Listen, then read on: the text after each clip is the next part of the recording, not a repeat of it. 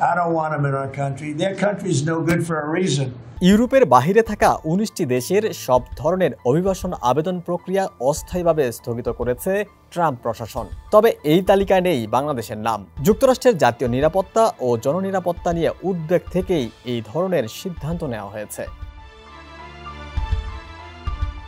স্থগিতাদেশের তালিকায় থাকা এই ১৯টি দেশের উপর গত জুন থেকেই আংশিক ভ্রমণ নিষেধাজ্ঞা জারি ছিল। নতুন পদক্ষেপের মধ্য দিয়ে দেশগুলোর নাগরিকদের জন্য অভিবাসনে আরও কঠোর হলো ট্রাম্প প্রশাসন। অভিবাসন সাময়িকভাবে স্থগিতের তালিকায় যে দেশগুলোর নাম উল্লেখ রয়েছে তার মধ্যে আছে আফগানিস্তান, মিয়ানমার, চাদ, কঙ্গো প্রজাতন্ত্র, Guinea, Eritrea, Haiti, Iran, Libya, Somalia, Sudan ও ইয়েমেন। এই দেশগুলোর উপর গত জুনে সবচেয়ে কঠোর অভিবাসন নিষেধাজ্ঞা আরোপ হয়েছিল। কিছু ব্যতিক্রম ছাড়া প্রায় সম্পূর্ণভাবে এসব দেশ থেকে যুক্তরাষ্ট্রে প্রবেশ নিষিদ্ধ করা হয়েছিল। ১৯টি দেশের তালিকায় আরও আছে Burundi, Cuba, Laos, Sierra Leone, Togo, Turkmenistan ও ভেনেজুয়েলা।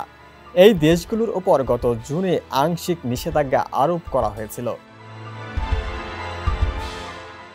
নতুন নিয়মের আওতায় এসব দেশের অভিবাসীদের যে আবেদনগুলোর সিদ্ধান্ত ঝুলে আছে সেগুলো স্থগিত করা হবে এবং তাদেরকে সম্পূর্ণ পূর্ণ মূল্যায়ন প্রক্রিয়ার মধ্য দিয়ে যেতে হবে, যাতে সব ধরনের জাতীয় নিরাপত্তা ও জননিরাপত্তা ঝুঁকি যাচাই করা যায়। জানুয়ারিতে ক্ষমতায় ফিরে আসার পর থেকে ট্রাম্প অভিবাসন নিয়ন্ত্রণে জোর দিয়েছেন। বড় শহরে ফেডারেল এজেন্ট পাঠানো এবং যুক্তরাষ্ট্র মেক্সিকো সীমান্তে আশ্রয় প্রার্থীদের ফিরিয়ে দেওয়া হয়েছে।